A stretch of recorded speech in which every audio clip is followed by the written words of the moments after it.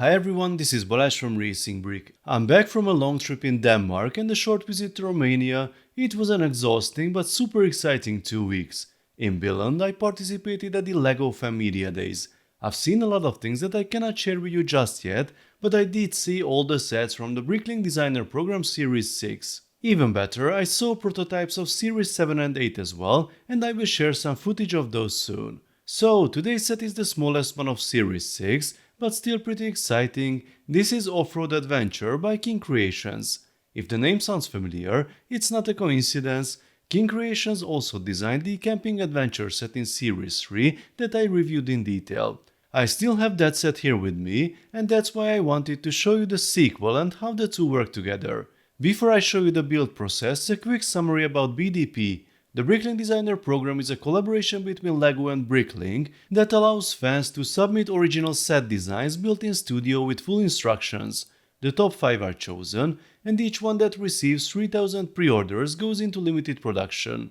Normally, 30,000 copies of each set are produced, although in Series 5 a dynamic limit was introduced. If a set performs really well while others don't, the popular ones can get a bigger allocation. Here's the timeline for Series 6. Crowdfunding begins on the 6th of October and runs until the 13th or until stocks sell out. Sets are expected to ship around March 2026.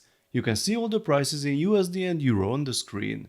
One important note, I am showing a pre-production model. Instructions aren't finalized, the box design isn't ready, and the build flow might get small tweaks. The model you will be able to buy should look like this though.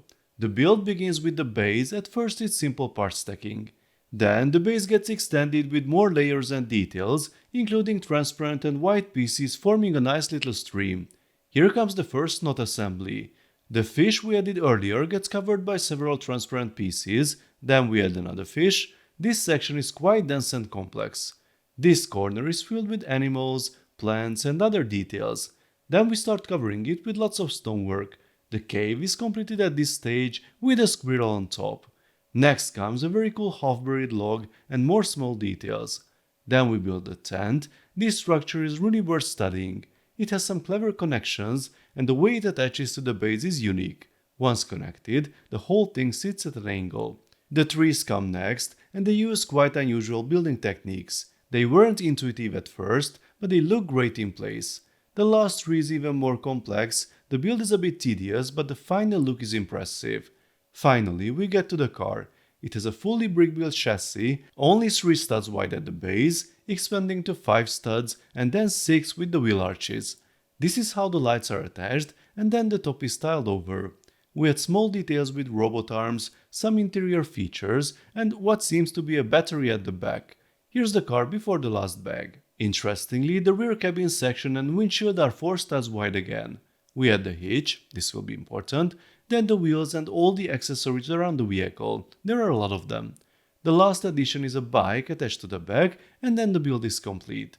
For minifigures we get the mother on the bike, the father and their older son. Here's the full scene, packed with nice details. And here's the camping adventure set from Series 3 next to it with the father and daughter. We'll see in a moment how the off-roader works with the camper, but first let's take a closer look at the details. This set puts more focus on the terrain and environment, rock formations, the stream with transparent water and white foam pieces, all the animals, the cave, and even glow-in-the-dark parts near the tent. I especially like the variety of tree styles, they really add to the experience, even if the last one was not so fun to build. Now about the compatibility with the camper. There's a socket for the tow ball, but a few issues appear. For towing, the bike has to be removed. Even then, either this rack or the flower causes turning problems, one of them has to go.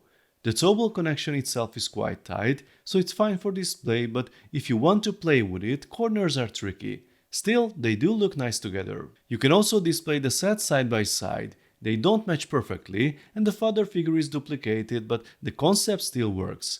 I only have a couple of small complaints. The tent's base could use more stability since it can be moved around too easily, and the car is only a single-seater, so someone in the family will have to bike home. So folks, this is Off-Road Adventure from BDP Series 6. The price is €80 or dollars for 978 pieces. I think it's a nice detailed diorama for the price.